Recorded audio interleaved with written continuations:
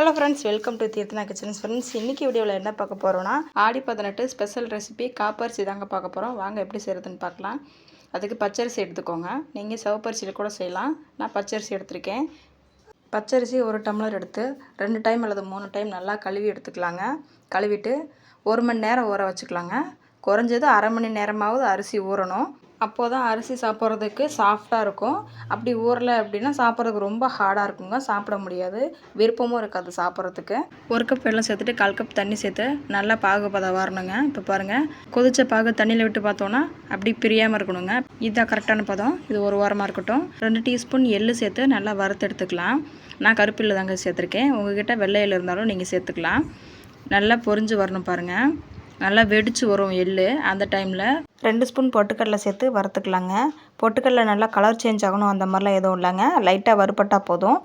கைவிடாமல் ஒரு 20 செகண்ட் கிட்ட நம்ம கலரி விட்டோம் அப்படின்னா பொட்டுக்கடலை வறுபட்டு வந்துடுங்க. இப்போ பாருங்கள், எள்ளு பொட்டுக்கடலை ரெண்டுமே சேர்ந்து நல்லா வறுபட்டு வந்துருச்சு. இப்போ அடுப்பை ஆஃப் பண்ணிவிட்டு வேறு பிளேட்டுக்கு மாற்றி ஆற வச்சிடலாம். இப்போ பாருங்கள், அரிசியும் 1 மணி நேரம் ஊறிடுச்சு. தண்ணியை நல்லா வடிகட்டிட்டு ஒரு காட்டன் துணியில் இந்த மாதிரி நல்லா பரப்பி விட்டு காய வச்சுக்கோங்க. ரொம்ப மொறுமொறுன்னு காய வேண்டியது இல்லைங்க. நம்ம கையில் இப்படி தொட்டு பார்த்தோம் அப்படின்னா ஒட்டி அப்படியே உதிரியாக கொட்டணுங்க. இதுதான் கரெக்டான பதம். இப்போ இந்த அரிசியை ஒரு பவுலுக்கு மாற்றிக்கலாம். பவுலுக்கு மாற்றிட்டு நம்ம வறுத்து வச்சுருந்தா எள்ளு பொட்டுக்கடலை சேர்த்து நல்லா கலந்து விட்டுக்கலாம். கலந்துட்டு ஸ்டவ்வில் ஒரு கடாயை வச்சுட்டு 1 ஸ்பூன் நெய் சேர்த்துக்கலாம். நெய் சூடானதும் 1 கைப்பிடி தேங்காய் பொடியாக கட் பண்ணி வச்சுருக்கேன், அதை சேர்த்து நல்லா வறுத்துக்கலாம்.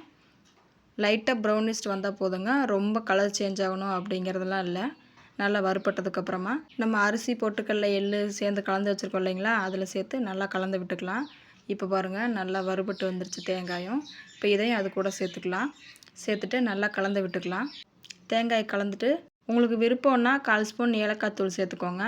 அப்படி இல்லைனா வேண்டாம், ஸ்கிப் பண்ணிக்கோங்க. இந்த டைமில் கொஞ்சம் நெய் வேணால் சேர்த்துக்கோங்க. நான் சேர்த்துக்கல. பாருங்கள், நல்லா கலந்து விட்டோம். இந்த டைமில் நம்ம வெல்லத்தை கரைச்சி பாகு பண்ணி வடிகட்டி வச்சுருக்கோம் இல்லைங்களா, அதை இது கூட சேர்த்து நல்லா கலந்து விட்டுக்கலாம்.